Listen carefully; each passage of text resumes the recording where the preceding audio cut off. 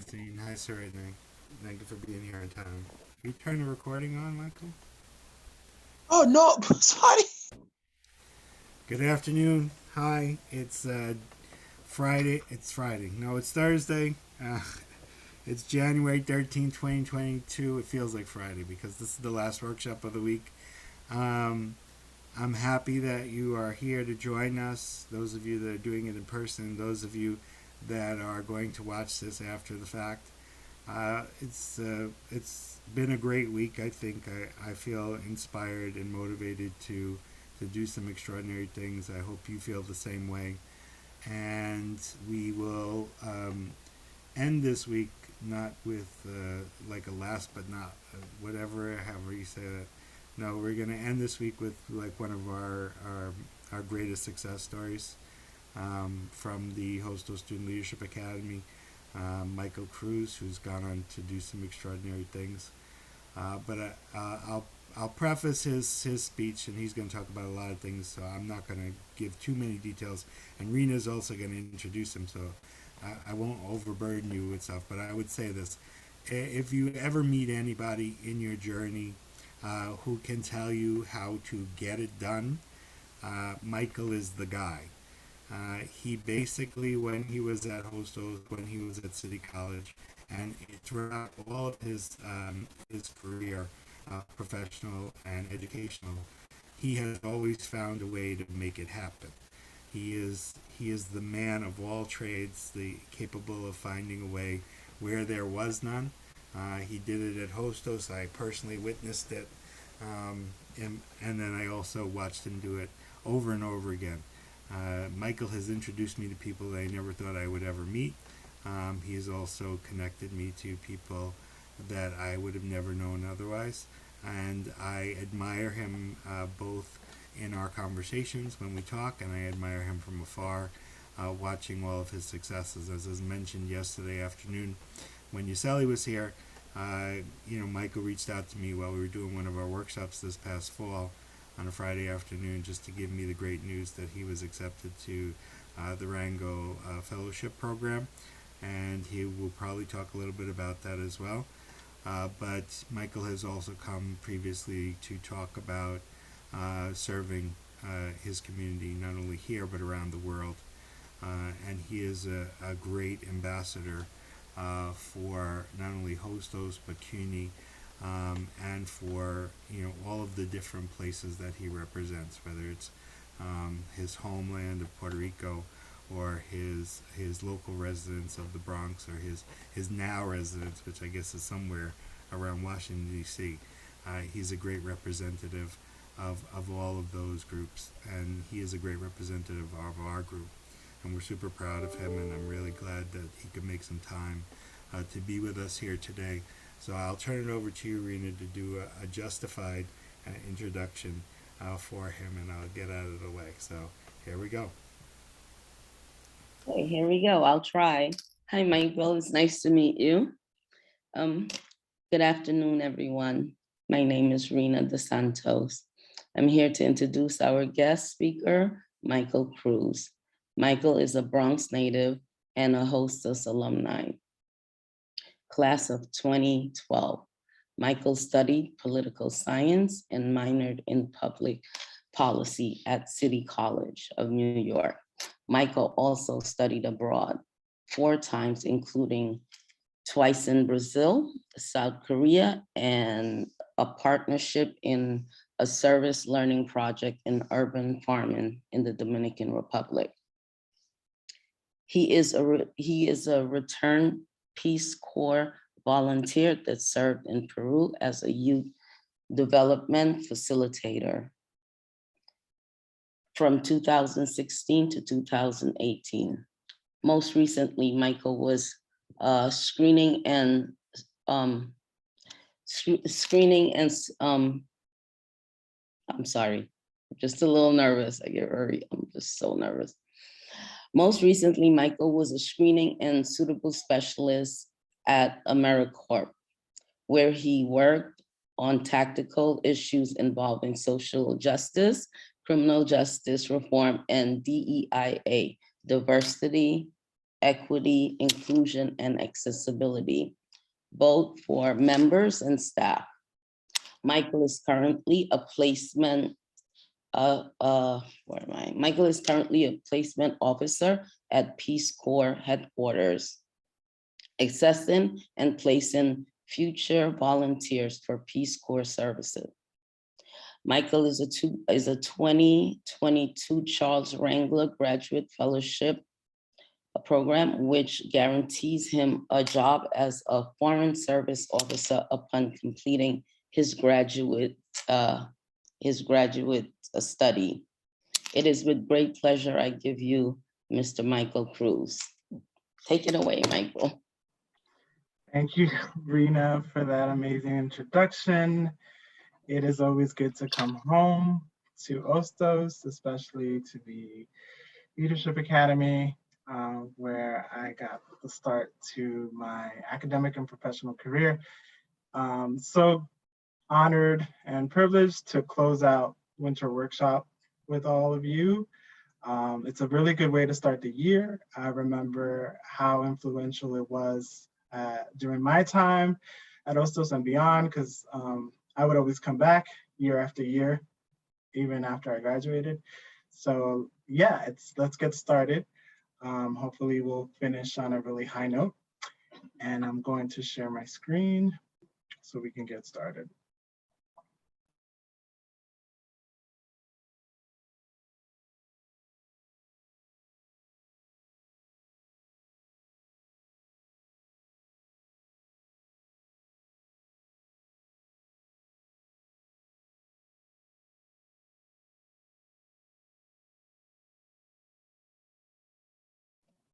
Okay, I would like to warm up the chat. Actually, let's see, I'm not on the first screen here. Sorry about that.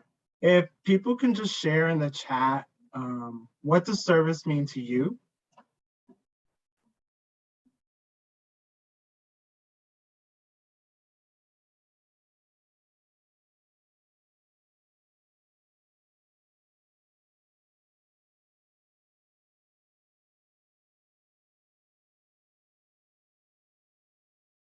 Just gonna read off some of the responses we're getting so far. Giving to others of my time, giving back to the community, helping. Yes, those are all great answers. Helping.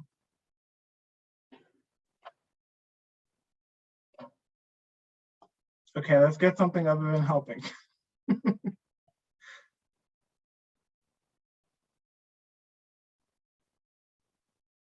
Offering/providing something that tends to be beneficial for others and/or ourselves. I like that. Providing goods and resources to others, selfless service. All right. Awesome.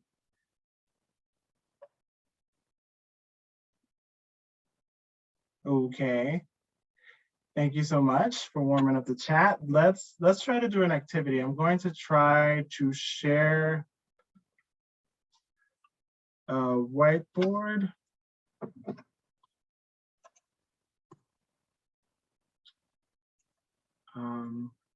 But first, let me introduce what we're going to talk about. We're going to talk about my journey to the Foreign Service, and the positive impact of volunteering in the community and around the world.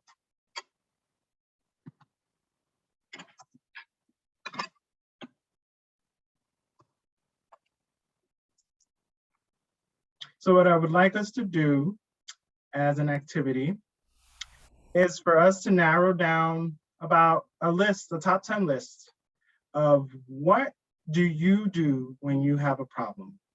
What is your go-to for dealing with a problem? And we're gonna explore if there might be an alternative to what you typically do whenever you're facing a problem. So I'm going to try to share the whiteboard, that way we can all participate and it will be a little more interactive.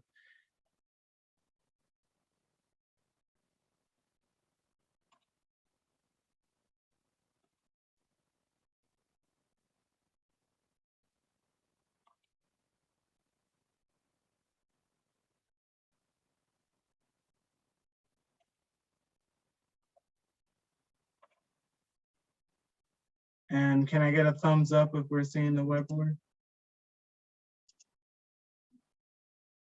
Great. Now let's see if people can annotate or write on the whiteboard. Let's see if we have any techies in the house that might. All right, success. So let's write or scribble or jot down. Hopefully we've got some scribes in the house who can share what they do when they're trying to tackle a problem or an issue that they're facing. So what are your go-tos? By the way, that was me writing on the board, Michael. So Oh, okay. good. So maybe we can get you to be the scribe and people can share in the chat. I just want to be able to look at the top 10. So I'm gonna volunteer you to be the scribe and folks can participate in the chat. Well, everybody, if you can see up on top where it says view options, if there's an offer to annotate, does everybody see that or no? If not, we do have some responses in the chat. Okay, I'll do. So I can now dictate to you. Breathe. No, Casey's writing on the board, Okay. so you can do it. I think I freed it up. So yeah. So instead of writing in the chat, you can use the text on the top if you want to do it neatly, or if you want to scribble, you can do it using any of the arrows or anything. Okay, good. Now I can get that direction because we know they can write it on the board. Well, maybe we can do a combination. So just so far, what I'm seeing is pray, breathe and ask for advice, breathe again, thinking about how to resolve the issue, so brainstorming. And I see someone wrote assess. So assess the problem, weigh out your options, write out my frustrations. Okay, so if not, I'm going to try to type here.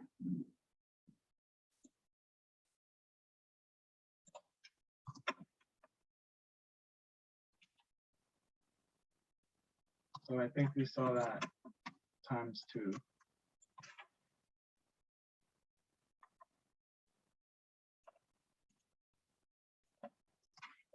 Write out my frustrations, so maybe journaling could be an option. People often recommend that. I write out my goals step by step. I feel like if I write things, it's more achievable, but praying helps the most. So sort of like people have a vision board, right? You sort of have to visualize it, write it down.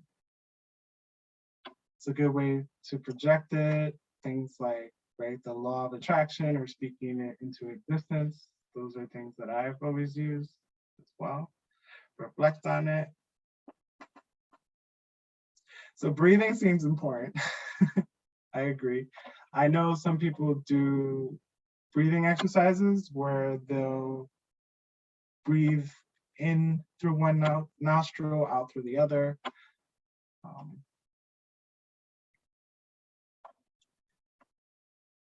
Thinking about how to respond, I think the person wants to write there. But this is good. At least some folks were able to figure out the technology. And did it disappear? All right, but I think we have a good idea. And I would say breathing seems to be the #1. But I'm gonna stop sharing the whiteboard and let's go back to the PowerPoint. Thank you so much for your responses. So we're gonna circle back to the top 10 list, but I just wanted to get our neurons firing and thinking about ways to deal with issues, conflict, diversity, things of that nature.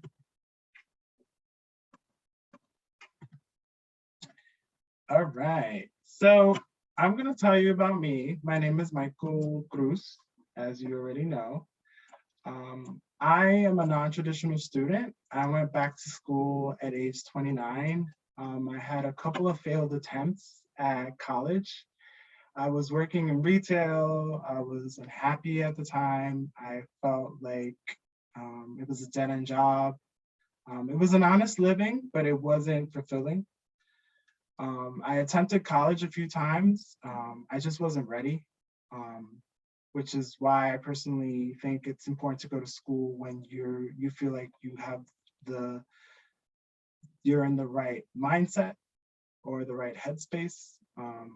When you've acquired some emotional intelligence, if you will, which is why I'm very pro gap years. I think a lot of times we're taught to go to school right after high school, but we don't know what we want, right? So sometimes it's good to participate in gap years, things like internships, maybe leaving the country, getting a new perspective. And I originally went to Hostos because I was interested in this scholarship program called Global Scholars, and it was a pipeline into Columbia University. So after you completed your 2 years at Hostos, you would go to Columbia University. Ultimately, it ended up losing funding, but that's why I originally went to school in 2005. I took one class and I just had too much going on in my personal life and my grades suffered. I ended up getting a D, which automatically put me in academic probation. So when I came back to Hostos, I had to go part-time, and I ended up getting an A in both classes. So I was able to enroll full-time the next year because I was determined. I was determined to do well this time around. I had more life experience, I've had more notches on my belt, and at age 29, I was ready. I was ready to pursue academia. So I've discovered the Hostos Student Leadership Academy through my cousin, Mark Cruz, who also attended Hostos. At the Academy, I learned the importance of public service, the power of networking. Jason made me into, I like to call myself a networking monster because he taught me how to network. He taught me the importance of having a business card. He printed business cards for all of us, which I would hand out to everyone and anyone who would take my business card. And I made sure to ask them for their business card. I learned how to be a leader. I learned peer mentoring skills. I went to amazing conferences. And I participated in Model UN, both in New York City and in DC. The first year I was on the Human Rights Council, and the second year I went back to the DC conference and I was head delegate. I learned a lot about public speaking. I learned about international affairs. It was definitely a pivotal point in my life because I learned about international organizations and ultimately led me to where I am right now. So I highly recommend that folks participate.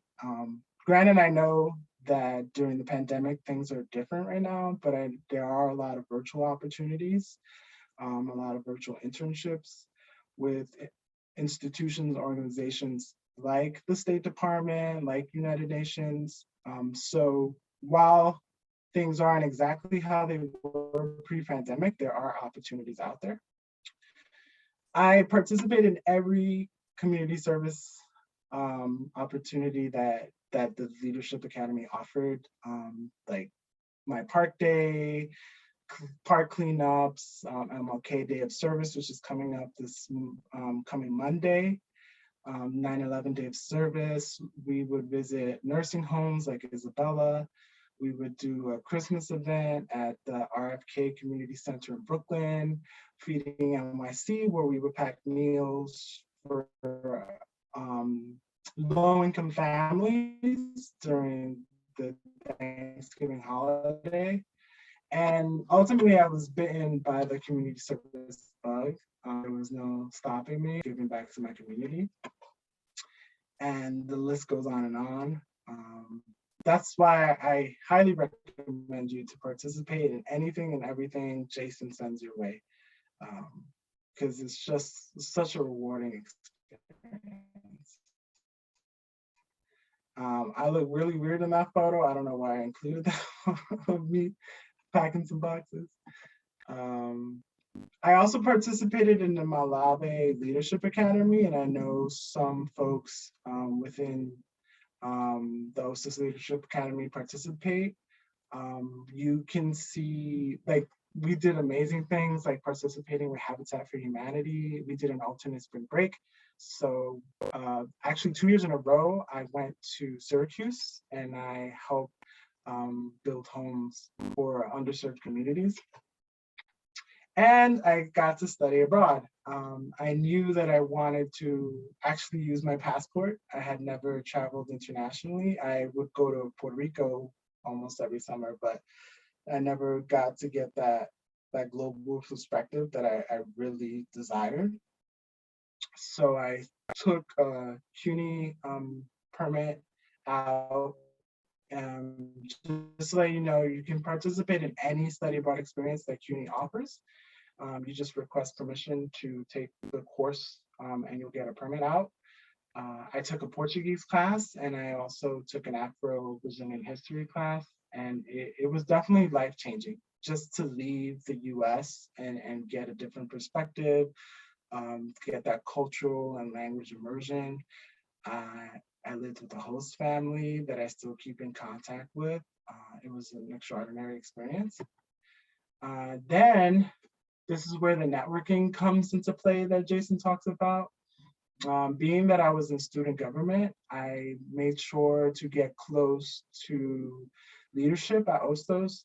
I really built a strong relationship with Dean Shortervoin at the time, and I created a proposal.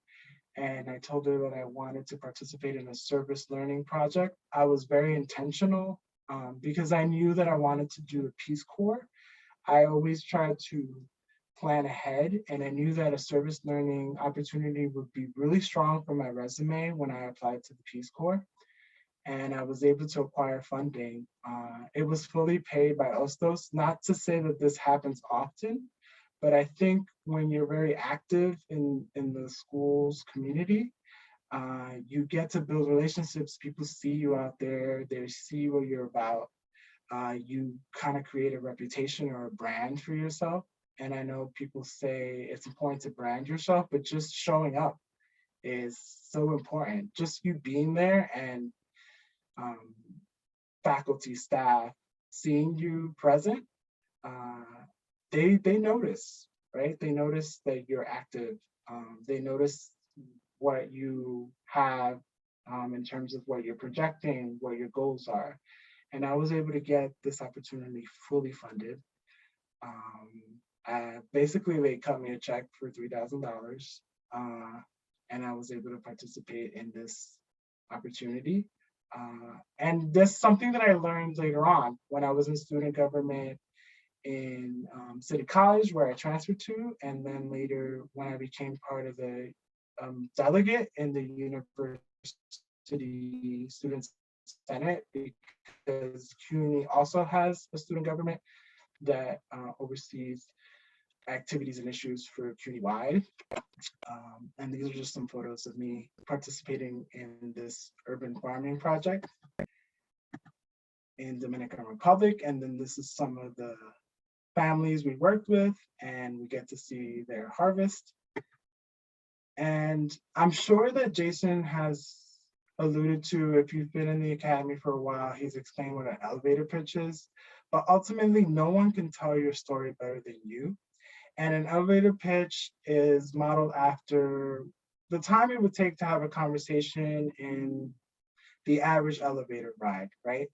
So you basically pitch whatever proposal you have, or you're telling your story, because no one can tell your story better than you, in approximately 30 seconds to 2 minutes. But learning your story, after saying it so many times, you commit it to memory. But it's important to practice just talking about you, yourself, your goals, and learning how to ultimately sell yourself, right? This will come in handy when you go to job interviews, when you participate in interviews for scholarships. Whatever you're aspiring to do, you're going to have to talk to someone about why they should pick you, what you're bringing to the table. So learning about the elevator pitch was a very strong asset, a skill set that I learned through the academy. And just kind of want to talk about scholarships and the importance of, I talked about networking and building that community at Hostos initially, right? And then hopefully CUNY-wide or wherever school you transfer to. But in terms of scholarships, a good starting point would be the scholarship booklet that Jason created. Realize that it might need some updating, but it's a good starting point for you to then research more scholarships on your own. Hostos also has One Stop, where you can get additional funding for things like book vouchers. Back when I was at Hostos, they used to give passes for the lunchroom where you would get a meal, things like Metro cards. There's the Circle of 100 that also has emergency funding. There's a program called ASAP, which is really good for students who are starting out, who don't have more than 15 credits. This might have changed, but ultimately you're in a cohort, which is a great experience because being in a cohort is a really good way to build strong relationships with your classmates. And then you get things like Metro cards, right? When you eventually go back to campus, you're gonna need funding to get to school. Always find out where the money is, right? Research who holds the purse strings. Is it a dean? Is it the chancellor? Is it the chief of staff? At City College, the chief of staff was my go-to person because she would always point me in the right direction, and she had the ear of the president. So learning who sort of makes the wheels turn at the institution is very important. Advocate for yourself. The worst that can happen is that someone says no, right? So knock on doors, send emails, make calls.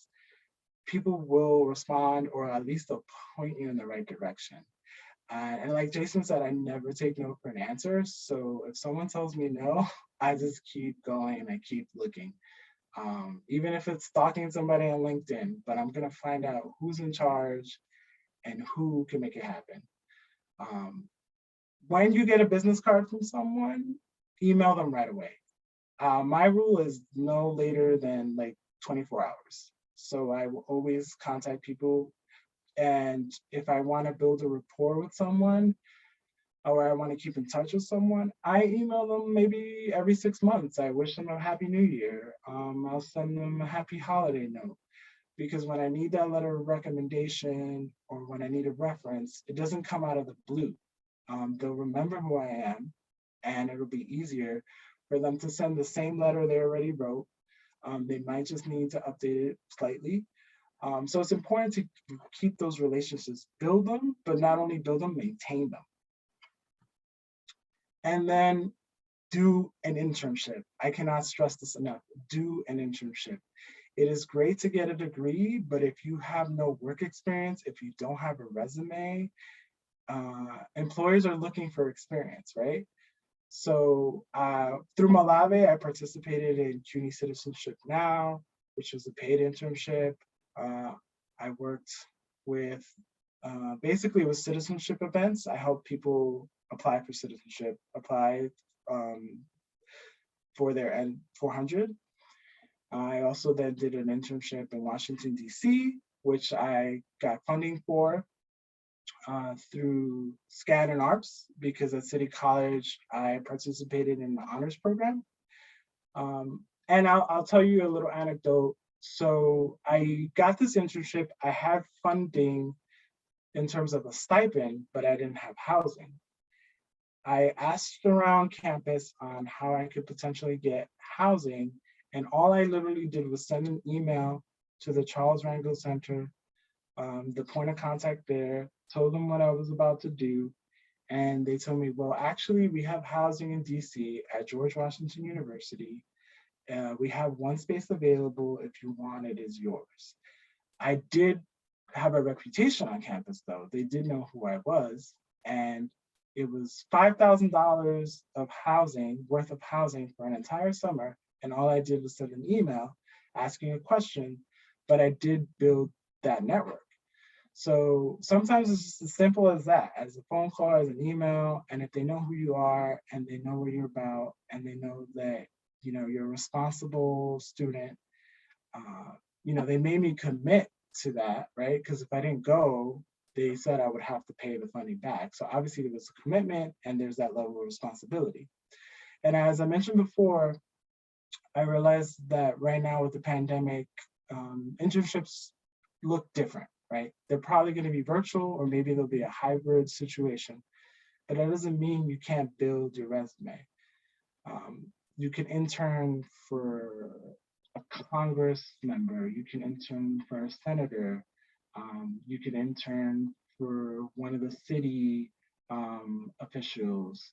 There's the State Department, there's Peace Corps if you're interested in some international affairs related opportunity.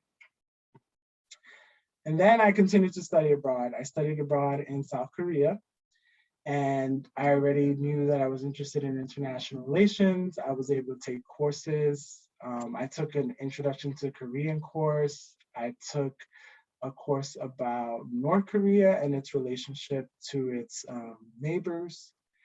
And this I also got funding for. I got the Korea Foundation Scholarship because I was accepted into a fellowship at City College. So again, I leveraged those connections that I had. I got that scholarship. It was a partial scholarship, but as I mentioned before, I was also in the University Student Senate. I had become really close to one of the vice chancellors, and I told him that I needed funding. And he told me that if I was able to get City College to pay for half of what the balance was, he would have funding for the rest. And I went to City College with that same proposal, telling them that I had acquired some funding. I went to the chief of staff of the president that I mentioned before, because I already had those connections, I had those relationships, and I was able to get my airfare paid for, everything. So it's important to leverage those connections, right? And do everything, participate in everything, go to every conference. We went to Harvard twice. We went to the Millennium Campus Conference. I did Model Senate. I was in student government, both at Hostos and City College. You don't know what you might end up loving if you don't try the opportunity, right? You might do Model Senate and it's not for you. I thought I wanted to be an attorney. I participated in some legal internships and I realized that actually that wasn't the career for me. But I wouldn't have known that if I didn't participate in internships. That's why I stress the fact to participate in internships. So again, do everything. Model Senate, Model UN, student government, try it all. And because of that, I was able to get other scholarships, which Jason is a great asset. Use him. I know he's a little crazy sometimes, but he has very good intentions and he will definitely advocate for you. So just a list of some of the scholarships I was able to get.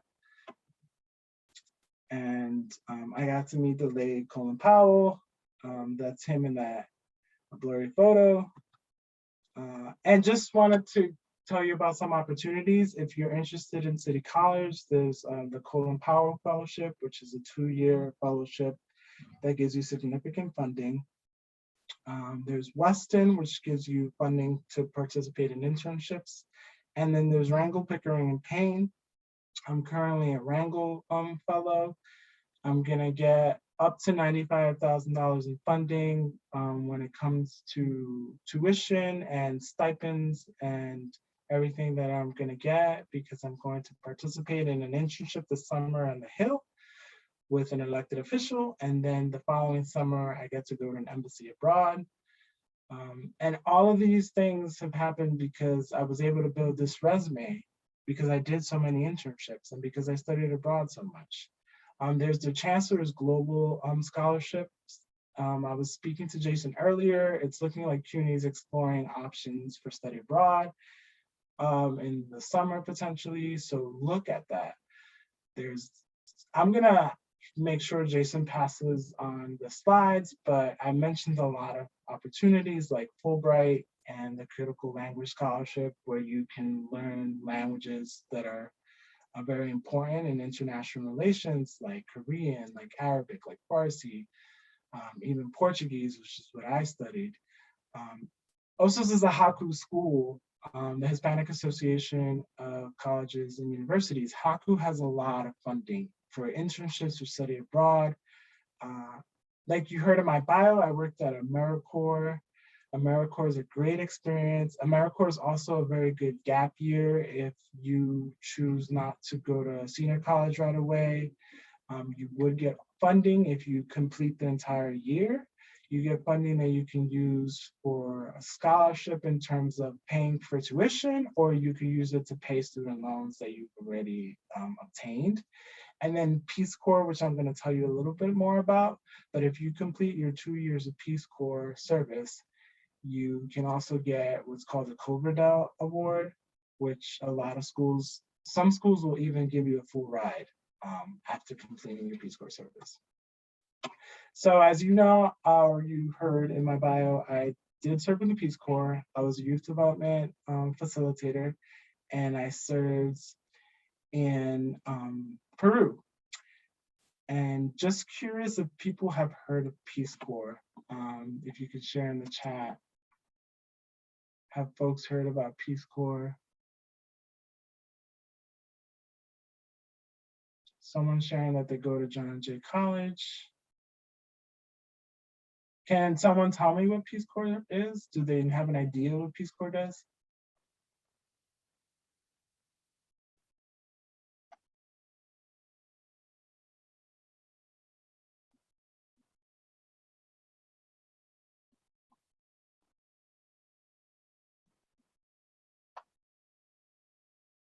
You can also unmute yourself if you want and give a response. Okay, What was because the question? Is it that helping natural disasters? Martin?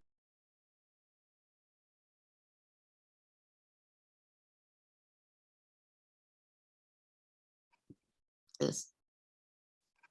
Does someone else want to share? I was typing, but then you said we can it's a government, it's an international social and economical development assistant with other countries, America, volunteers to go abroad and help other underdeveloped countries with farming and housing, and a big part of Peace Corps, I think, is the Habitat for Humanity is associated with them also. Yeah, I think that's what a friend of mine told me, but it's mainly us going to countries that are mostly third world countries to help them develop. Great, thank you for sharing.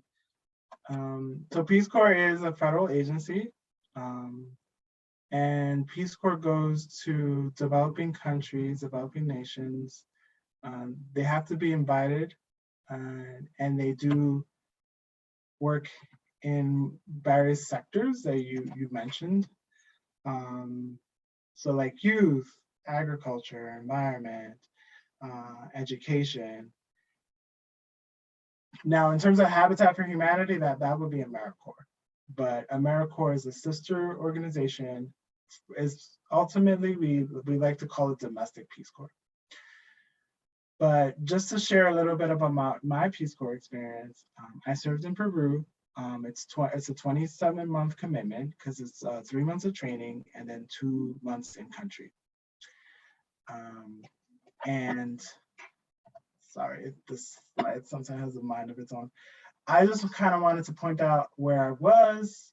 If the cursor is showing, I was outside of Trujillo, which is a coastal city. It's probably the second largest city in Peru, but I was an hour and a half northeast, and it was a rural community where agriculture was the main occupation. And just on a little side note, Jason did talk about my family being from Puerto Rico. And as you know, a few years back, the island was affected greatly by Hurricane Maria. And in conversations with Peruvians, I did talk about Puerto Rico and the experience I had while I was volunteering with the American Red Cross. So while I was in Peru, Puerto Rico got devastated by Hurricane Maria, and they did put out like a national call to return Peace Corps volunteers to help out and volunteer on the island. But I was a current Peace Corps volunteer. So actually, I wasn't allowed to initially because they said, oh no, it's only for return volunteers, right? Active volunteers can't go because you would be a liability. But I was able to finagle away because my address, my home of record was in Puerto Rico, and Peace Corps couldn't stop me from going back home. They just said, if something happens to you over there, we're not gonna evacuate you. We're not gonna send a helicopter out there to get you. You're on your own. I was like, I don't care, I'm going. So basically, I got to go, right? I got to participate in a 21-day deployment. I did have to fundraise to get a flight over to the US because the American Red Cross was like, oh, we'll fly you to PR, but you have to be in the States. But in trying to fundraise, someone told me, guess what? I have miles. You're out there, you're gonna do good work. I'm just gonna get you a flight with my miles and you can go and fly out to Puerto Rico from the States. But it's just like in me telling people on social media, this is what I'm trying to do, like, when the stars align, like things really happen. Like I was meant to go on that trip. I was meant to try to help my community, my people. I felt a little torn because I was in Peru trying to help Peruvians, but while my Puerto Rican, brothers and sisters were suffering, right? So everything aligned. I was able to go to Puerto Rico, and then I had a regular barber, as many guys know, and women too, how when you like a barber or hairstylist, you're like faithful to them. And sometimes it ends up you're more faithful to them than probably your partner. But in going to this barber, I would tell him stories, about how resilient the people were and how people would show, like, they would smile, right? And they had all this strength and resilience they were exuding, but you would hug them and they would tear up because, the pain was there. But people really advocated for themselves. They really, they built their own communities themselves back up because they weren't getting the response from the government, right? So they had to find ways to do it for themselves. But it was so beautiful because my barber ended up opening a barbershop and he named it Puerto Rico because of the beautiful stories he heard and how resilient the people are, that he was inspired to name the barbershop Puerto Rico. And it's just one of those interactions that you have that you never know how you're going to inspire people, right? Just in conversations.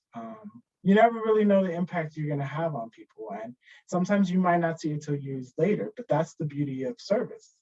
You might not see the impact right away, but believe me, you're having an impact on people. You showing up and advocating for people, being there for people, just being a shoulder to cry on, or trying to help them build their community people will remember that. So then this is what I was telling you about with American Red Cross. It was a 21-day hardship deployment. It was an amazing experience. I'm so happy and grateful I was able to go. And then just a little bit of Peru, where I served. This is my host family who I grew to love dearly. My host mom has recently passed, but it was so amazing just to be adopted by them, live with them for 2 years. Peace Corps is an extraordinary experience. And I would love to talk to anyone offline if they want to talk more in depth about my service. But just some of the cultural integration, there's this thing called La Hora Loca when you have a birthday party. There's an entire hour where you just up. They also put your face in the cake. This is an elementary school I worked with over there that I did sessions with. And then this is a group that I worked with, a youth group, at-risk youth. I worked with essentially what would be the equivalent of the DA's office in the United States. And this is youth that has, basically they've had run-ins with the law or they've had behavioral issues.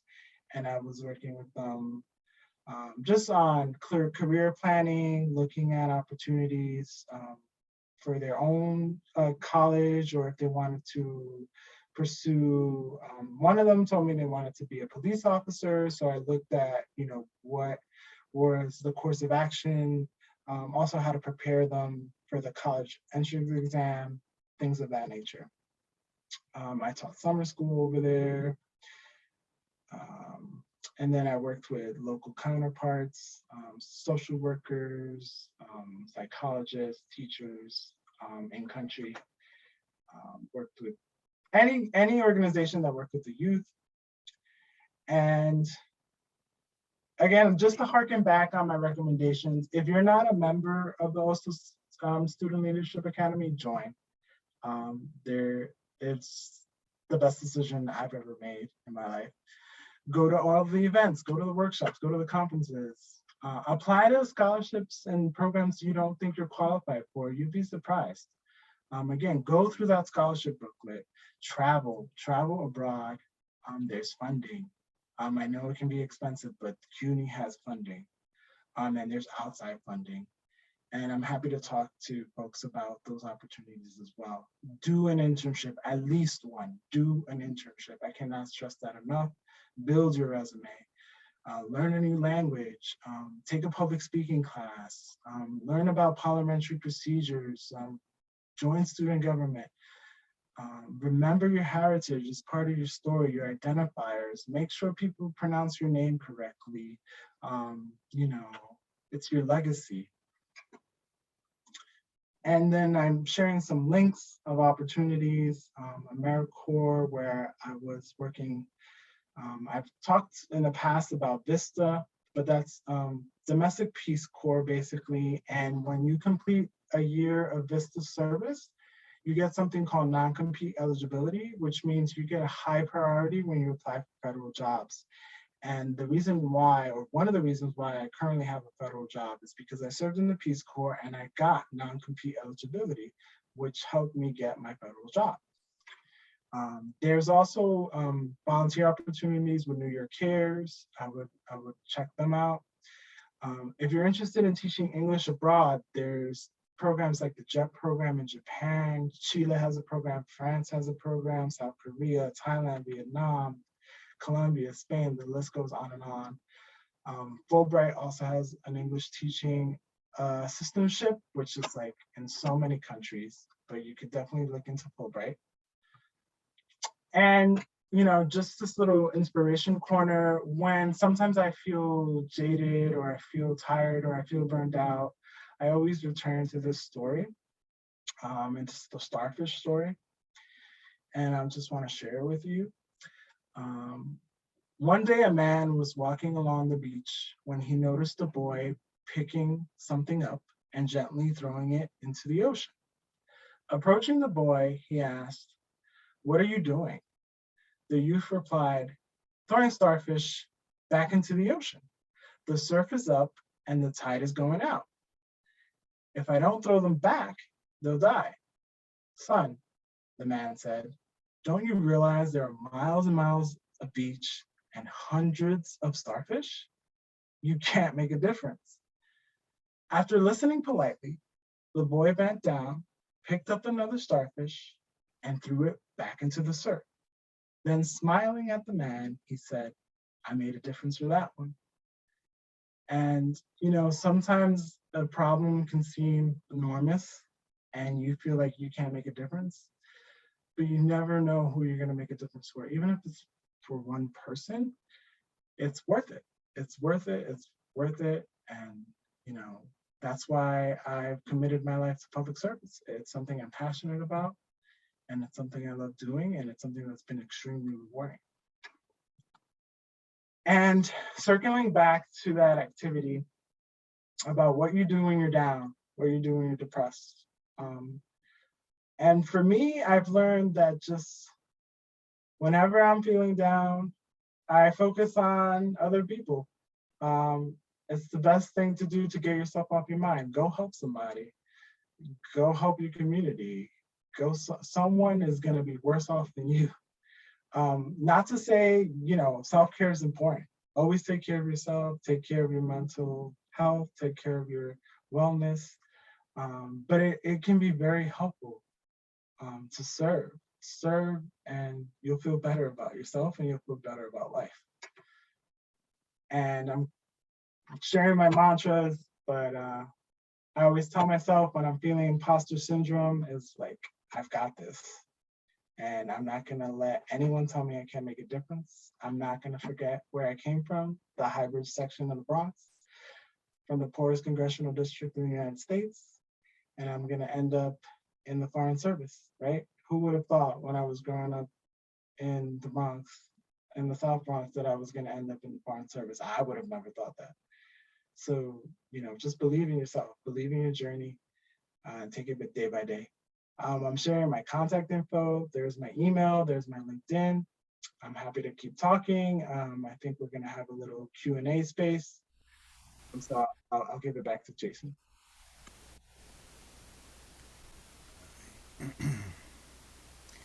So you don't have to give it back to me. We can do this. Let me pin myself here. I can see us. So Michael always leaves us too much time for me to talk because he expects me to have the motivating factor for all of you. But so Michael mentioned about the Winter Workshop Series. He was the chair of the Winter Workshop Series back when we did it sometime, I think 2010, 11, something like that. And so what I want to do is, because some of you are from Hostos and some of you are at other colleges, Mike, I want you to talk about a couple things that were impactful that you did first at CUNY, and then we'll go into some of the stuff beyond CUNY. So can you talk, you served in the SGAs at Hostos and CCNY. Can you explain to the students that are here and the ones that will watch this later what the value is of serving in an institutional, CUNY institutional leadership position? Sure. Especially at SGA at Hostos, I ended up being the chair of Senate, where I had to lead the meetings, and at first they were extremely chaotic because everyone would talk over each other, and I had to find a way to be productive because we weren't getting through our agendas, right? Because everyone was passionate about what they had to say, and then when someone would speak, then they would have to repeat themselves and they would end up saying the same thing maybe 5 different ways. So Jason had brought someone in who taught parliamentary procedures at one of our winter workshops. And I talked to Jason and I said, this is something we have to implement. So we got a tutorial, we watched a video, we implemented parliamentary procedures where then students had speakers time, so they could only speak 2 minutes, right? And then they had two chances or two opportunities to speak on the same issue. And that way people weren't repeating themselves and they knew that they could only say what they had to say in those two opportunities and they had to be okay with that. But it made our meeting so much more productive. We were able to get through our entire agenda. And just going to things like budget meetings, I've acquired so many skills in terms of public speaking and being in a leadership role, knowing that people aren't going to always be happy with your decisions, but give them some time to adjust. Also, obviously, take into account what everyone has to say in terms of input. But at the end of the day, majority rules. And yes, you take into account people's opinions, but as a leader, sometimes you have to make executive decisions for the good of the group. And also, those experiences I've taken with me everywhere, every other leadership role that I've had. I immediately went into student government and at CCNY. I knew about USS, which is the University Student Senate. You know, I learned so much about negotiating, conflict resolution, public speaking. So my skill set grew so much because of those initial leadership roles. You know, because I also had the clubs. Like I created a newspaper club at Hostos. And those opportunities just led me to actually I was voted when I joined Peace Corps and I did my initial 3 months of training. I was voted the leader of the youth sector. So my cohort, I was basically the leader of the entire cohort. There was an executive board and there was a president, treasurer, all of those positions, but I was the representative for the entire youth cohort. So if I wouldn't have had those initial experiences at Hostos and then later CCNY and student government, I don't think I would have been prepared for those leadership roles. So I think that was crucial for my development. And then also in joint, in collaboration with that, you served on some college-wide committees, I know at Hostos and then university-wide. You mentioned USS, there were some other things that you served in, Malawi, and that, like, in terms of getting involved and being able to network with different folks. You know, how did that work for you in terms of? So you mentioned Vice President Rodriguez Chardevoin here at the campus. You obviously have a mentor who's the current chancellor, who is our former president, and you sort of were able to work by going and serving on committees and participating in these university-wide activities to be able to have the ear of people. And how did that, you know, help in terms of your journey? Oh, it helped immensely. You know, you mentioned the chancellor. Like, the chancellor still writes my letters of recommendation.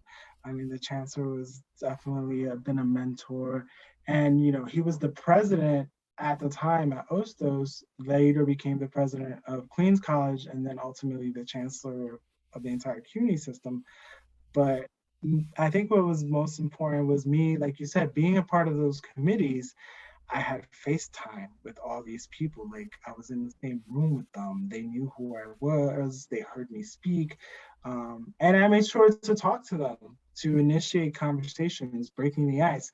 And I think what's been most important is that I keep in touch.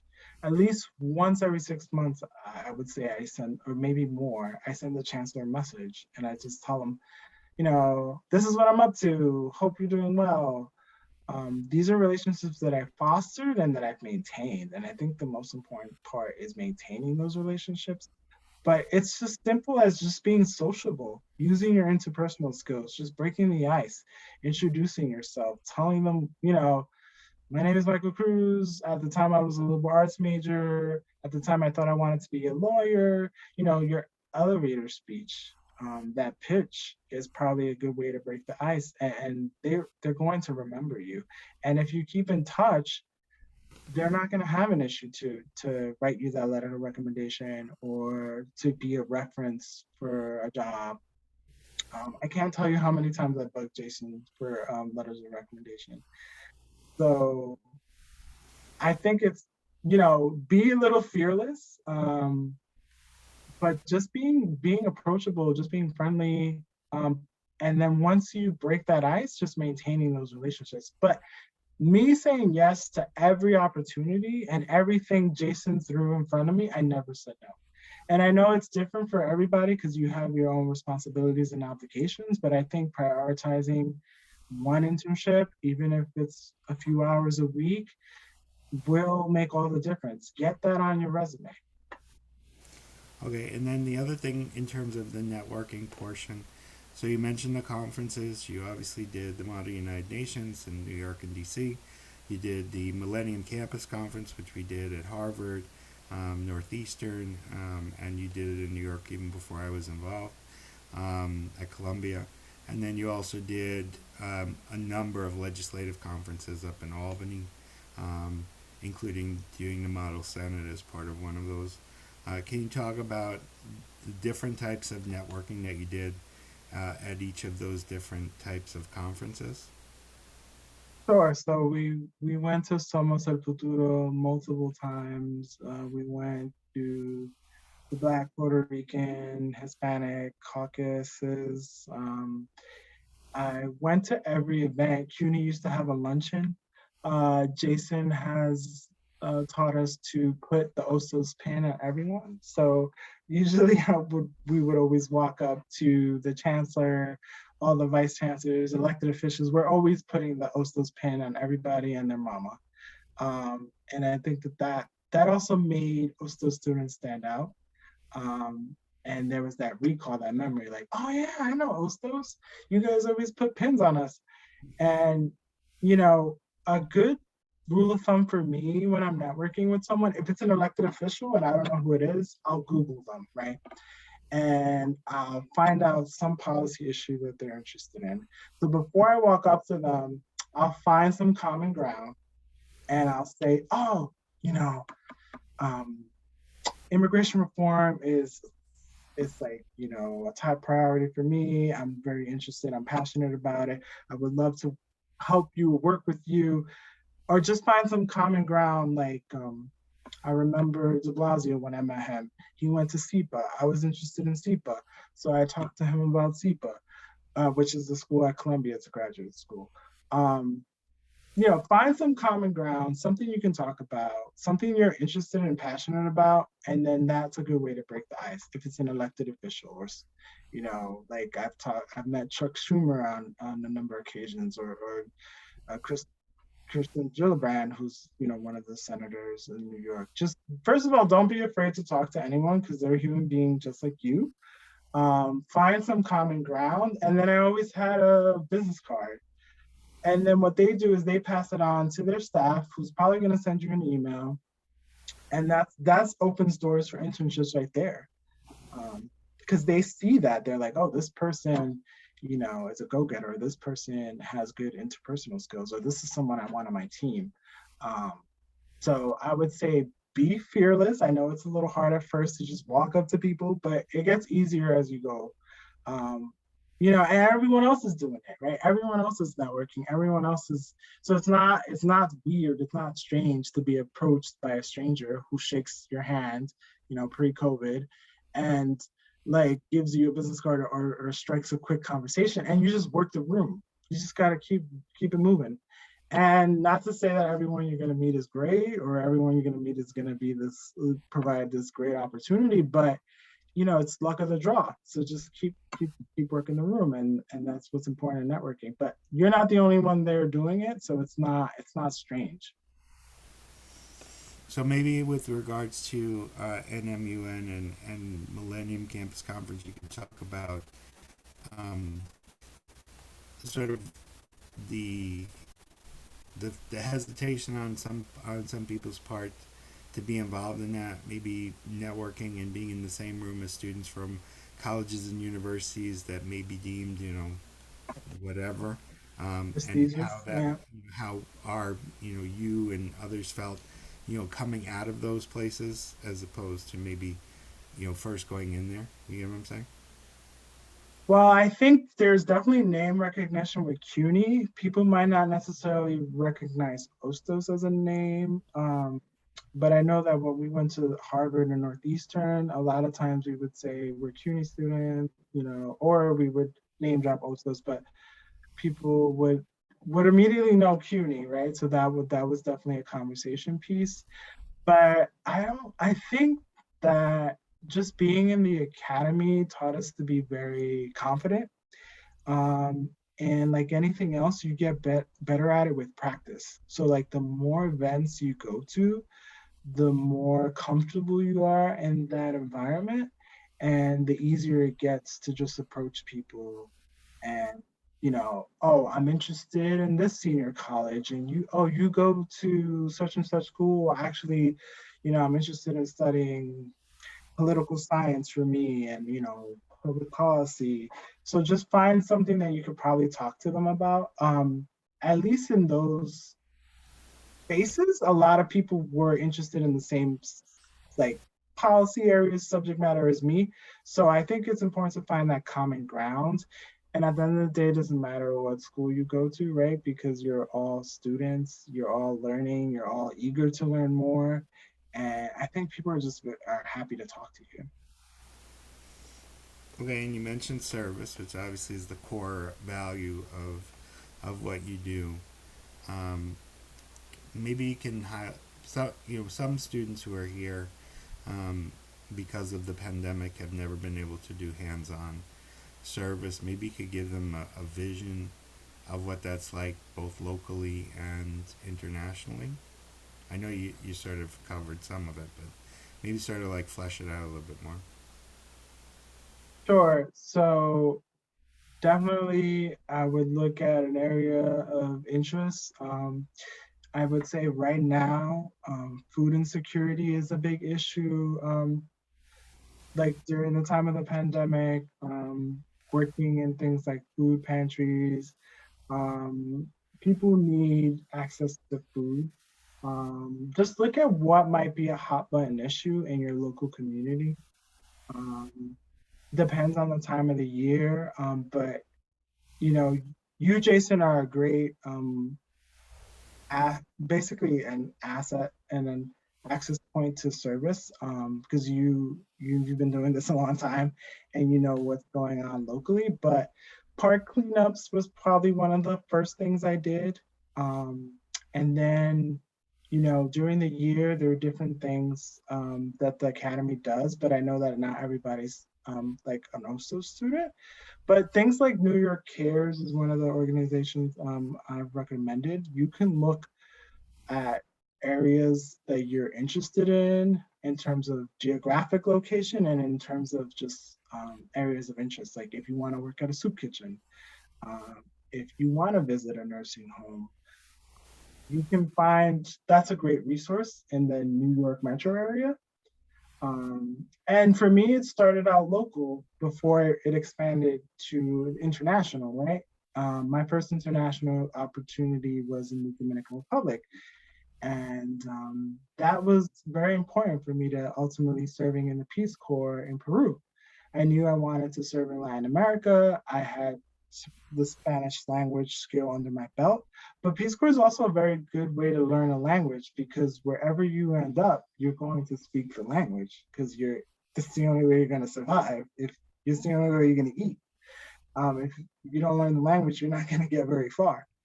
So I think those cultural immersion and language immersion opportunities are essential, but I think studying abroad helped me a lot because living with a host family in Brazil got me comfortable with speaking Portuguese. Like at least I know in Brazil or Portugal, I'm not going to go hungry. I'm going to be able to order food and I'm going to be able to take a cab at least.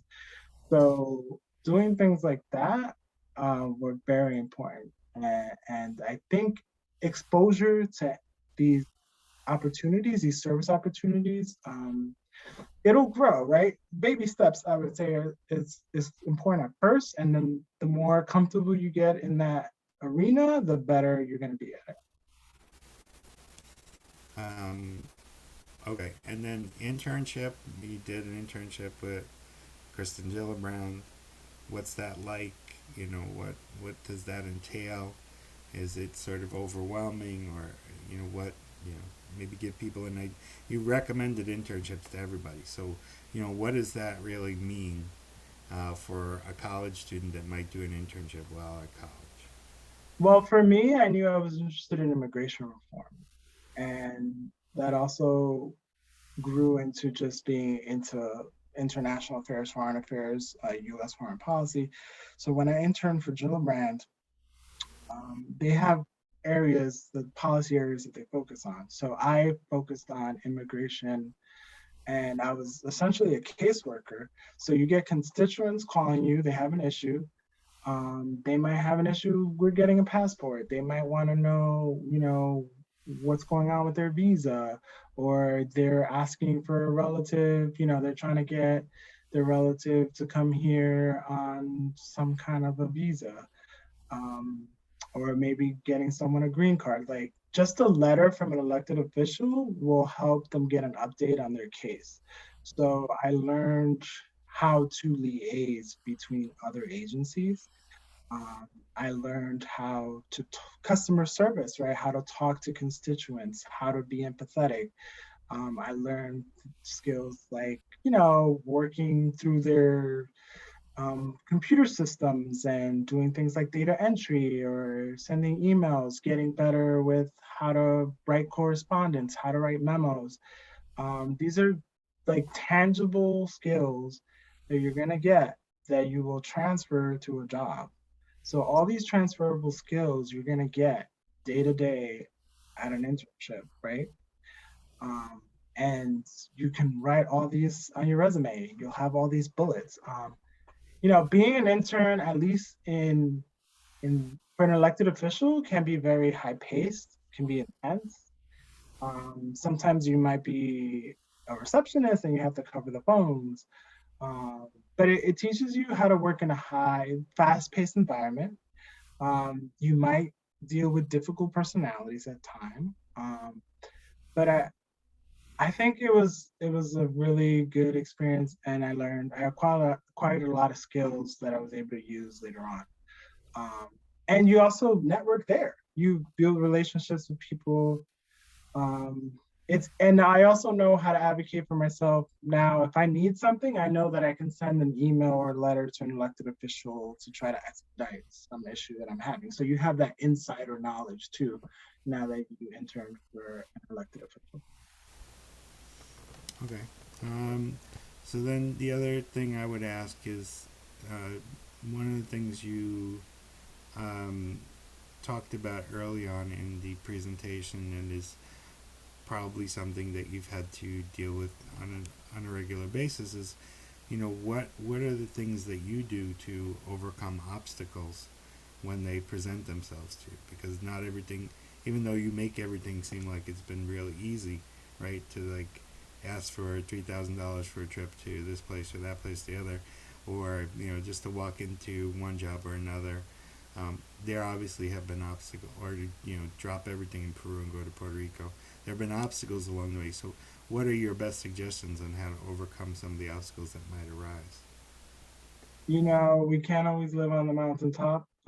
There's definitely gonna be those failures. And at the end of the day, some failures are just that, failures, right? But I think there are also many times there are learning opportunities.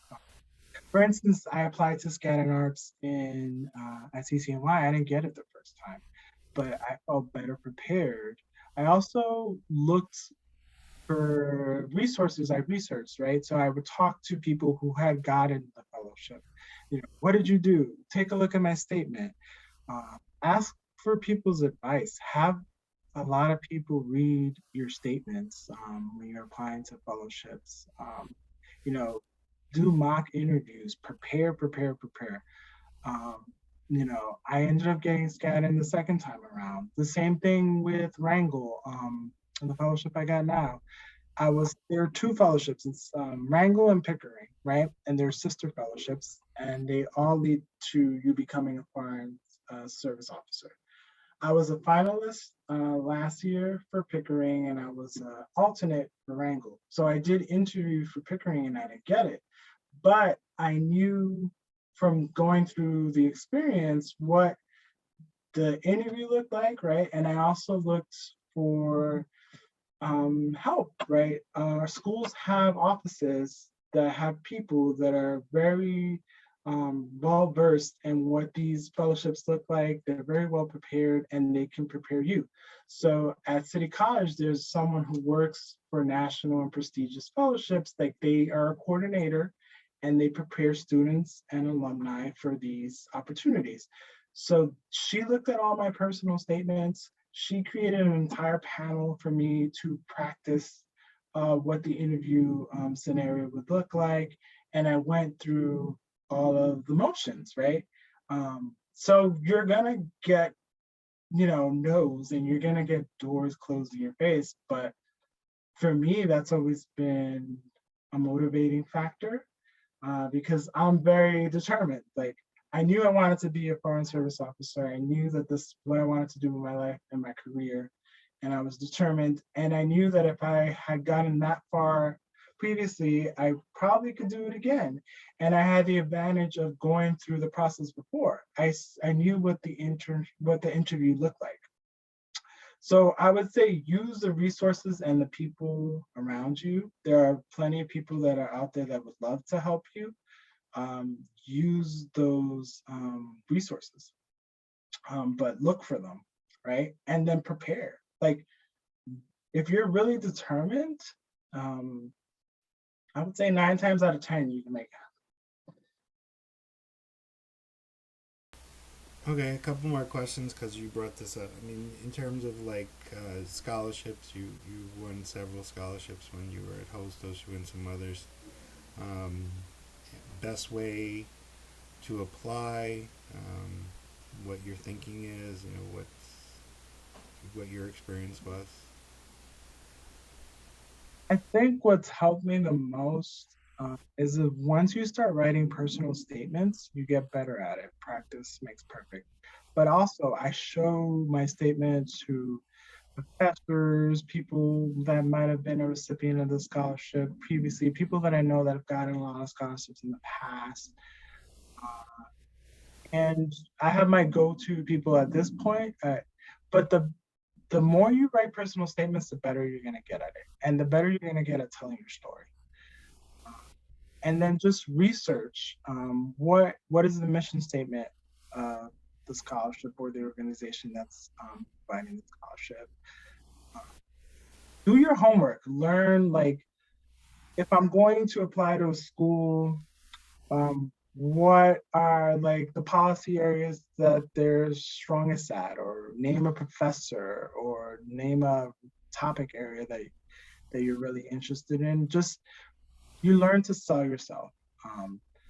But for me, it's just been, like I said, the more I've done it, the better I've gotten at it, and I haven't been afraid. So I don't become overwhelmed by how prestigious something is. I know we all can suffer from imposter syndrome at times, but I guess I have a very unapologetic approach to it where I'm like, I deserve to be there. Why not? Someone from the Bronx should be there. Someone like me should be at the table. My voice is an important voice that needs to be heard. And that's how I've always approached any scholarship or fellowship. And if I don't get it the first time around, then I'm willing to apply again and hopefully I'll get it the second time around or the third or however many times it's going to take me. Okay, I mean, I think that's a lot of information to open it up if anybody has any questions for Michael. There was a question in the chat too, but okay. Let's see if But if anybody wants to jump on mic and ask a question, feel free. Hey, Michael, thank you for the time and stuff. It's very, even I came jumping late. I was listening. I was like, man, because I'm a Christian, so this is very similar to what I do, but I haven't done this, so because I graduated already. So I'm interested between undergrad and grad, so it's like, your mantra is pretty good. I keep on catching up people. And like, what did I say briefly? I'm going to make it very short because I'm not good. It's like motivation is real key actually. Like you actually inspired me a lot to move on different career paths, even though in class level. So like time to explore around. So, like, man, I was like, if I had to review the recording again as it's uploaded, I would review over again. And I was like, okay, what to take next to next level, because I'm an actor and different career path. Thank you, Arnold. Mohammed wrote in the chat, Michael, what motivates you to be a foreign service officer and why? Sure. So Mohammed, for me, it all stems from my interest in immigration reform. And I'm really interested in learning the root causes of migration. So why do people leave their country and from the global south or from developing countries and come to other countries, in particular, obviously the United States. So I'm trying to influence and inform policies that will strengthen other economies while still, having the US economy interests at heart, but how we can work with our global partners so that unwanted migration on both ends, right? Because, people from developing countries don't necessarily want their people leaving either. So just looking at tackling the root causes of migration is definitely one of the strongest motivating factors for me wanting to be a foreign service officer. Okay, and Felix is here. He'd like to say a few words. I know that he's one of your big advocates now that you're winning all these awards and stuff. Felix, would you like to come on screen, or let me do that for you? There you go. Let me get out of the You hear me now? Yes, sir. Okay, very good. Good afternoon, everyone. I'll be brief. My name is Felix Sanchez. I'm the Alumni Relations Manager at Hostos. I actually hate to go, but I just wanted to say a few words about Jason.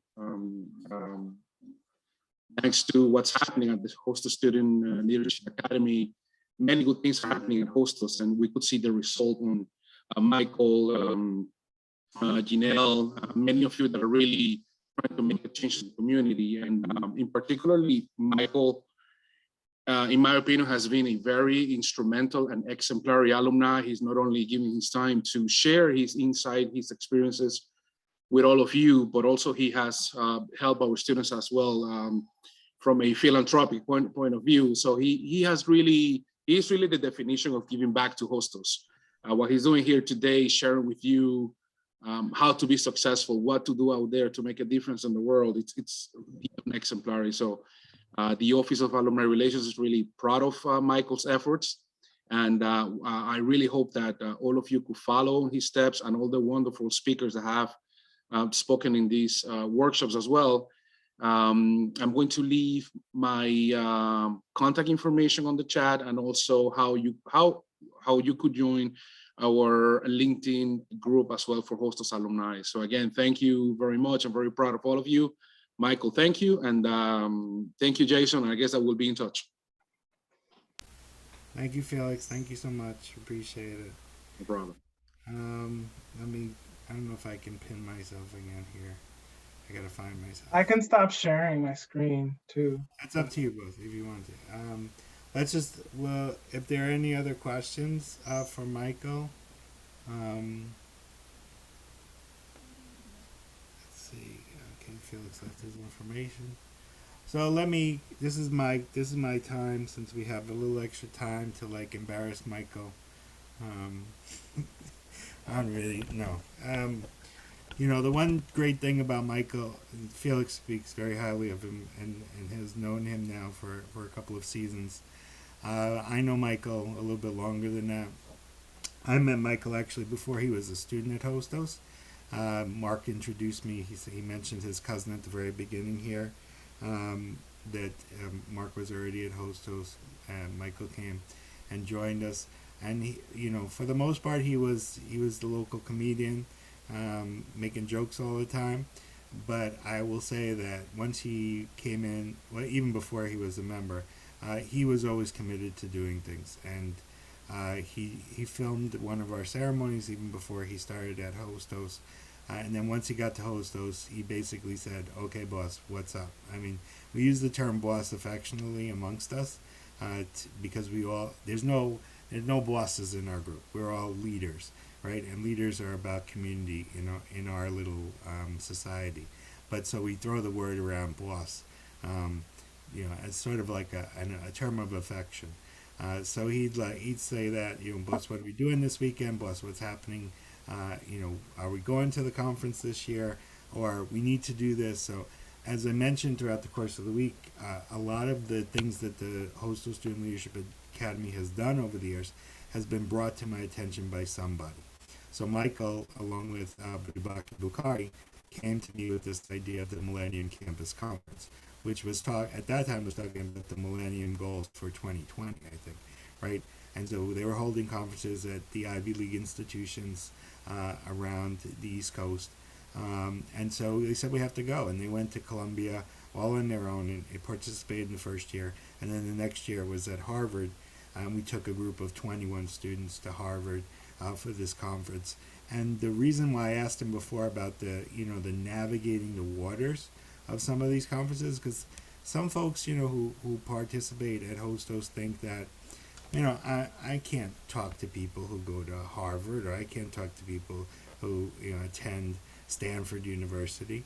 And it's not true. The reality is that your college students, they're college students. They want to engage with you as much as you want to engage with them.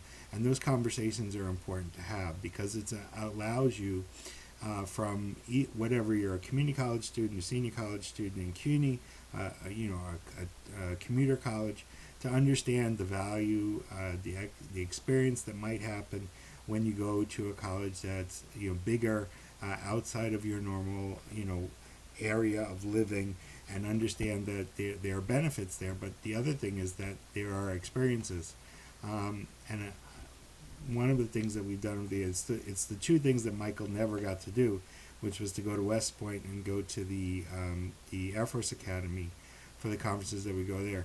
The one thing that we've had happen at those conferences with some of our members is they've got to engage with students who came from similar places that they came from, but went to these prestigious academies to study.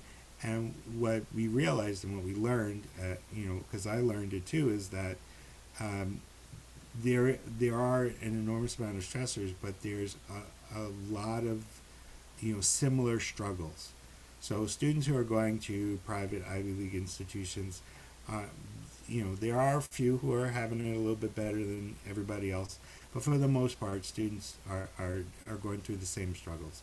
So whatever it is that you're going through at Hostos or CCNY or John Jay or wherever it is that you're studying, the students who are going there are going through the same struggles. And to commiserate with each other and to talk about those things makes you realize that there's an empowerment in getting educated, as Michael said. So whether you're from CUNY or from Harvard, it doesn't make a difference. You're educating yourself. You're becoming the most educated person that you can be, and you're going on to do extraordinary things. And one of the great gifts of this program and people who have graduated from this program is that they've, like Michael, they've taken risks.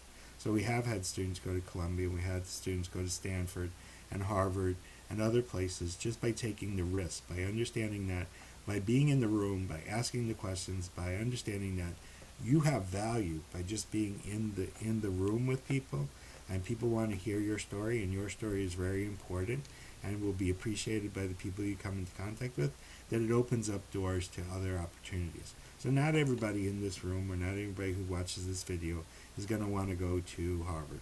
But we've had 3 students who are part of our program who did want to go. And, starting with Saint and leading into a couple of others, did whatever it is that they needed to do in terms of getting in the door and having that conversation. Right? And so there's value in understanding that because you are important. And Michael brought that up in his presentation in terms of telling your story. And I'm the biggest proponent for that. So we had Sean this morning. We've had other speakers throughout the course of the week. The most important thing that you're going to do throughout the course of your experience, whether it's educational or beyond, right, when you're in the working world, is to tell your story. Because telling your story to people who you engage with and meet and work for and may go to a conference with actually opens up doors to possibilities that you never even imagined for yourselves. And you could be landing in a place that you never ever thought that you might want to land. And Michael is a great storyteller it always seems to bounce up on his feet. So that's when I asked him about overcoming obstacles. Michael is always sort of like telling his story, and it doesn't matter. So if he faces something, if he's faced a drawback, and that's how we met, to be honest with you. I mean, part beyond beyond him being introduced by Mark, Michael told me the story about wanting to go to Columbia through the Global Scholars, which is the Serrano Scholars or whatever program, and that allowed me to understand who he was and what he really wanted to pursue. And it also allowed me to have the conversations with him about the value of whatever education he chose to get, but to diversify and to magnify his education by doing all the things that he eventually did, right? So going to the conferences, volunteering, putting all that on his resume, and doing internships allowed him to be the person that he is today, and open up doors for himself for opportunities which is why it's easy for me to write a letter of recommendation for him 150 times over the last 10 years, right? Because there's so much to put on it. He has actually had to tell me to rewrite letters so that they meet the criteria of a particular place, because it usually puts something too much or something too little. But I think that's a point that I want to resonate. Not that you have to go to Harvard or Yale or Columbia or Stanford, but that you are equal to all of those institutions, that you're getting a valuable education, and that what you do with your spare time, with your extra time, makes you much more employable, much more scholarship worthy, all this type of thing. So Michael will remember that we had 6 of our students interview for jobs at the White House while Barack Obama was president. I took 5 the first time. They all did interviews with multiple agencies to get jobs. Nobody got a job, but that's okay. But the interviews were important for them as learning experience. And then we had a 6th one who was chosen, and she was disappointed when she wasn't chosen as part of the top 5. But we took her back to DC. She did the interviews, and Michael actually met with her to give her some cues and some tidbits to prepare her for what was coming, and also to pump her up, to cheer her up and get her. And she also has had a magnificent career as well. And there's also another person who wanted to go through that Global Scholars Program to Columbia and didn't do it, and graduated from City, and still is a wonderful, talented, extremely gifted human being, and is making an impact on society in a very substantial way. So I want you guys to hear that, because sometimes you hear these different visions of what it means to be a college student. Sometimes you get siloed into a notion of like, okay, you're just going in this one direction. But you open up doors to yourself by diversifying your portfolio and sort of looking at different opportunities that may exist. Conferences, volunteering, internships, and the like. And then I guess the last question for Michael, and then we'll probably end a little early today on the last day, is talk about community, family, interpersonal relationships, as they stem from your experiences here and leading out. Sure. And I'd also like to add that CUNY provides a phenomenal education as well. Professors from CUNY have gone to amazing schools, and just thinking about my experience at City College, I had a couple of classes with the Director of International Relations, who teaches at Yale as well, teaches at Columbia. And when I was studying in Brazil, I ran into Dartmouth students that had the same professor we had in Brazil. So we were getting the same caliber and quality of education that Dartmouth students were getting. So definitely don't sleep on CUNY. CUNY is not an institution to sneeze at. We have the caliber and the rigor that will prepare you for an amazing career. You don't have to go to an Ivy institution to get the stellar education. And in terms of community, I keep in touch with so many people that were part of the academy. Just thinking about Samantha, for instance, who was also a Wrangle Fellow, and she was instrumental in preparing me for the interview, and she looked at my essays. So the network in the academy alone is amazing. So definitely look to each other as a resource, and the students that come before, who come back. There's a reason why we keep coming back year after year and talking to future and prospective students and students that are in the academy, because we have a strong sense of family. We have a bond, an unbreakable bond that was created at Hostos and beyond. And a lot of us, kept in touch or ended up in the same senior colleges. So I look at the Leadership Academy as a family, and it is a network. It's a network of alumni we have each other's back. We will look out for each other. We all come back. So many of us come back for the passing of the torch ceremony, and that speaks volumes about the academy and about what Jason has built. So definitely look to each other, right? There is a lot to say about being part of an organization like the Academy, where you can be peer mentors to each other. You can look at each other's homework, help each other out with essays, tell each other about opportunities. I was always a big old message board for everything under the sun. So if I heard about an opportunity, I would tell everybody and their mama, and I would also, even if it wasn't something I was interested in, I would see something and I knew, oh, so and so, is interested in STEM. Let me go tell them about this opportunity. So, you can all be a sounding board for each other and brainstorm with each other, and share your knowledge, share the wealth. Let people know about opportunities that you've participated in or heard of. And yeah, I think that's one of the strongest assets of the academy, is that we're a family, and maintain those relationships. Keep in touch with people, even if it's once every 6 months. Just say hello. I'm thinking about you, or this reminded me of you. And they might ask you a question, or you might be able to share something, and it could lead to something else. So I think that's what the community I've maintained at Hostos and CUNY. Yeah, it's just been amazing. And I think that, we built that foundation, that strong foundation, and we've been able to maintain it over the years. Yes, I'm going to take Yale out of all my previous conversation and put Cornell in there because Muhammad is here. I apologize for mentioning Yale and not Cornell, because we don't have anybody at Yale, but we do have a couple people at Cornell. Yeah, I think, and so Michael makes a good point. This network is really rich with a diverse population of people who've gone in different venues.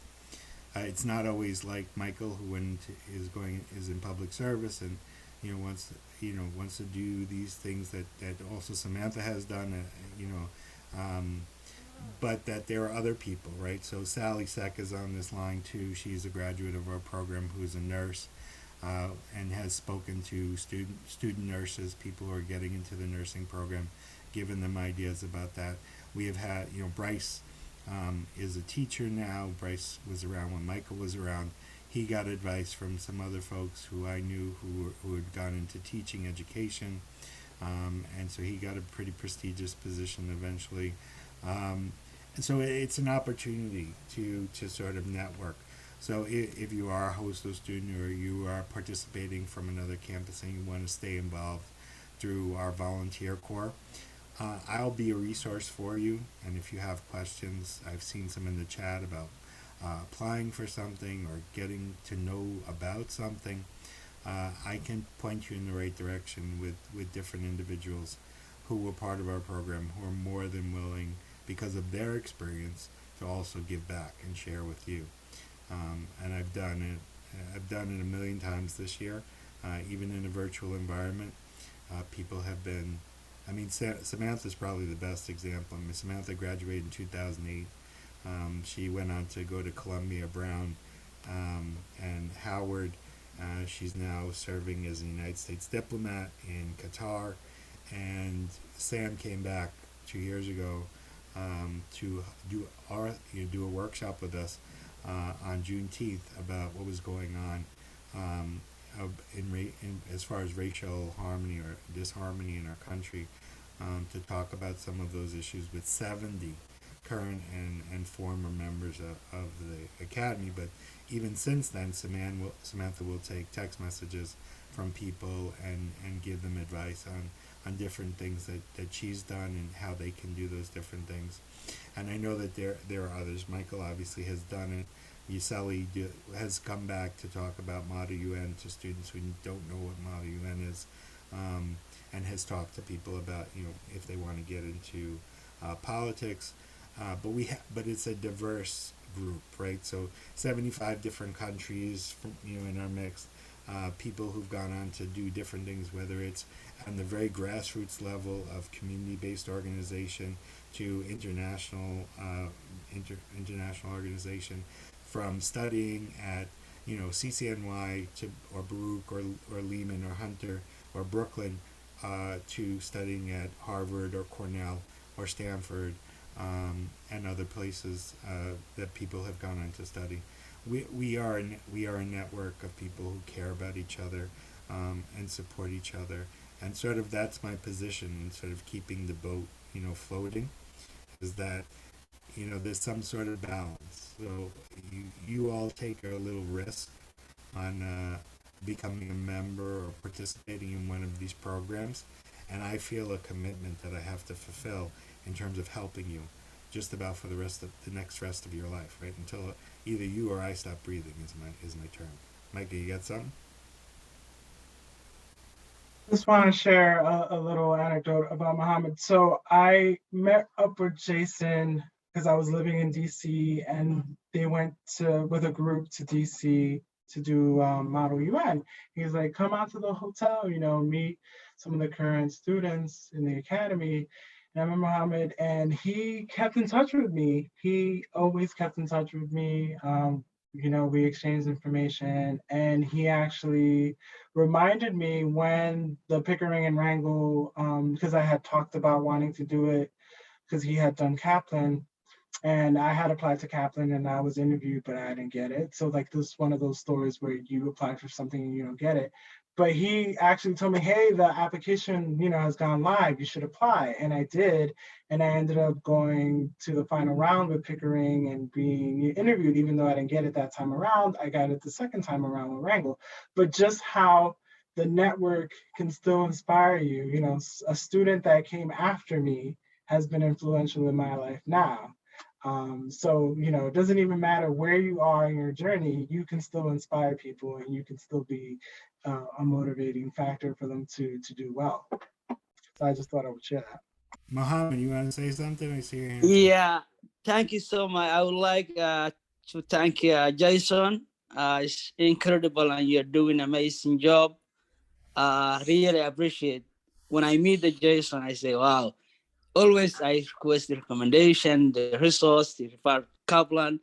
It was incredible, Hostos. So you guys, you have a great opportunity. If you go anywhere, you can't find like Jason. So you have to make sure take that opportunity. Also, I would like to say thank you and congratulations, Michael. You're doing an incredible job. So really, I love what you're doing. You inspire me, and love to see you. Always I call future ambassador. So guys, if you need any support, like if you want to like career prep, interview prep, resume review, cover letter, application for these schools, feel free to reach out to me. I love to help you. I would like to advocate. I know people like me, Kala, how like getting resources sometimes so difficult. So, when you get somewhere, you have to lift up someone else. So don't like forget about where you're from. So I try when I went to Cornell, every year we get like 2 students at least. Like last year we get it, Oma and Rosina, Jason, no. And always we try Kaplan also to get at least 1 or 2 students. And Jason, that resource is wonderful. Join Kaplan, take an opportunity. And there's another wonderful program. It's called MLT. I don't know if you know, Jason. leadership management for tomorrow. So that one, mostly they look the undergrad. If you're doing the 4-year junior or sophomore, they will help you like career prep, leadership prep. And if you want to like to move the ladder for corporate or big consulting like McKinsey, those top, so I'm part of that program. So I love to advocate anyone. So just feel free to reach out to me if you need any help, any support, any advice. So that's my contact and Jason has, and then make sure you tell them everything. And thank you for your hard working guys. And this program is wonderful. I love it. So and I'll be forever. I love this program, Jason. Thanks so much. Thank you, Mohammed. So I'll tell you one story about Mohammed, and then I'm gonna close. So Mohammed went on retreat, and Mohammed late in the night, like 10 o'clock at night, Mohammed and another student are like non-stop questions about Ivy League, about studying and doing different things, and telling me about his desire to go into engineering and entrepreneurship, and the whole thing. And that's kind of what it has always been, right? Whether it's on retreat or whether it's by text message or whether it's in any form, sort of like having those conversations that inspire and allow people to sort of flesh out their dreams and think about where they want to go and what they want to do. That being said, I want to say a big thank you to Michael. Thank you for being here. A virtual applause, real applause, however we're going to do this, I don't know these days. I also want to thank all of you who joined us over the course of the last 4 days.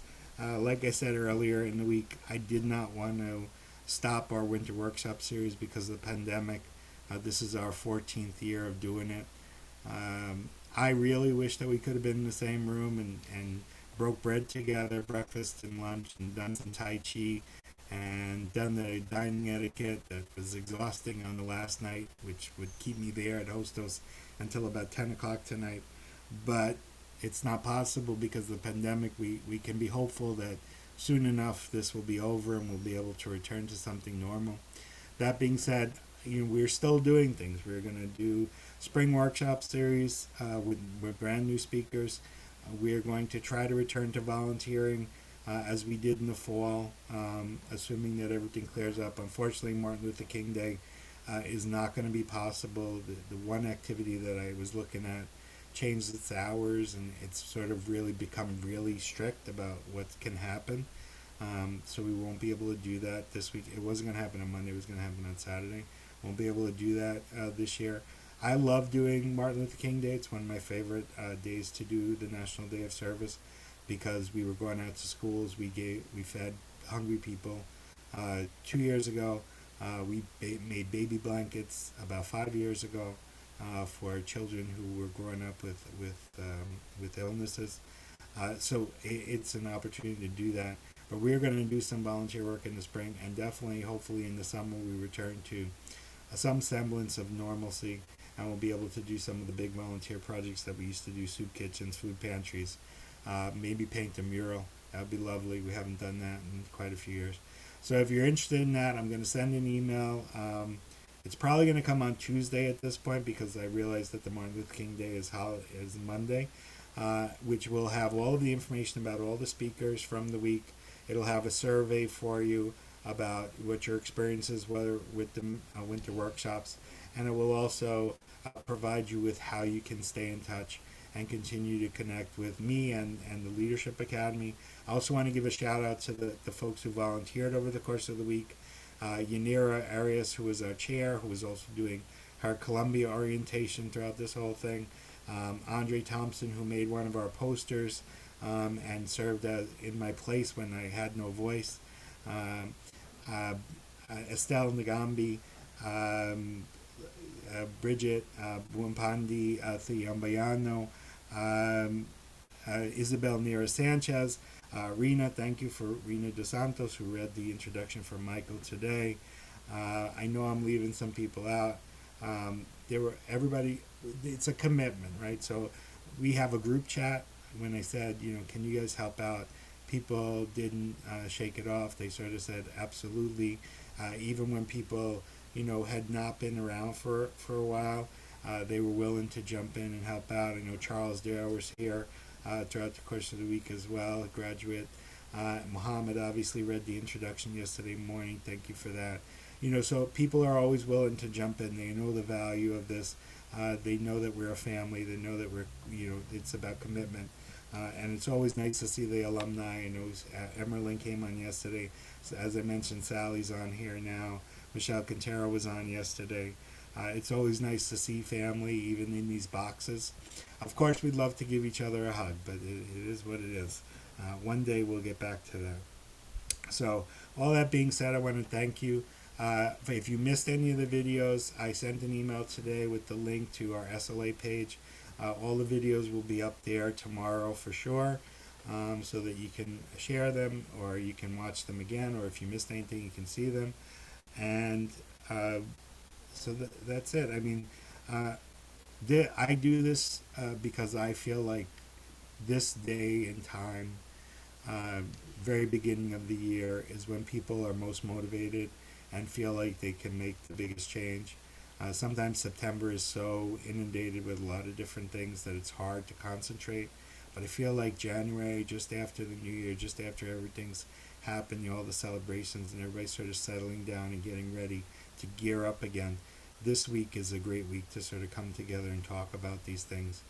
Know that you're valued, know that you're appreciated, know that I believe in you if nobody else does. I know who all your names are, right? I may not have seen your pictures this week or your faces, but I've seen your names across my screen, and I will continue to be there for you as a resource. So, follow up with me. And even if you're not a Hostos student, follow up with me so that I can help out and maybe help guide you towards things that you're looking for. But that being said, I want to thank you for making this a wonderful experience for me. Like was said yesterday by Fred, it didn't matter that I was sick. This is too important not to be doing this. Right? I look awful. I look terrible, congested, the whole thing. I could take over my time now. But being here with you, being able to be inspired by the speakers that we had, being able to spend some time with all of you and hear some of your stories and some of your ideas is an awesome way for me to start the year. And it revives me, and it puts me in a place where I want to do more and make more things happen. So thank you for helping with that. And Michael, I love you. I wish you nothing but the best. I'm always excited to hear about your successes. I'm so glad that Muhammad and you connected, and that you guys are helping each other out. So know that you already know what I yes, that's the whole thing. I love it too. And I have to say, for being so old, you have very good memory. You remember things from way, way, way back. I hope it lasts. I hope I hope it'll stick in there and stay there. So I want to thank you all. I know there's probably some stuff in the chat. I'm not going to hold everybody up to try to read through all that because some people are saying nice things. But if you want to reach out to me, you have my email. Please feel free to do so. And if you want to wait till next week, you can do that too. But thank you again for being here. Thank you for spending a little time with the Hostos Student Leadership Academy for our annual Winter Workshop Series 2022. I really appreciate all of you. Those of you who know me better, I really do miss you and love you. And I really hope that we'll be in the same place together very soon. And for those of you that I've never met before, I really look forward to a moment where we'll be able to shake hands and be in person, and maybe have a conversation, like face to face without masks, where we can talk about, your hopes for the future and how you'd like to help out. But in the meantime, you can always come up to me in a mask as well and say, hey, I was at the Winter Workshop. But that being said, I wish you all the best. Have a great Martin Luther King holiday weekend. Get some rest, and we will see you in the spring semester. Goodbye, everyone. Bye, Thank Jason. you. Bye, everyone. Bye. Guys, stay safe. Goodbye, everyone. Safe, please. Take care, everybody. Thank you, Bye. everyone. Bye, Jason. Hope to meet you soon. Same here. Bye.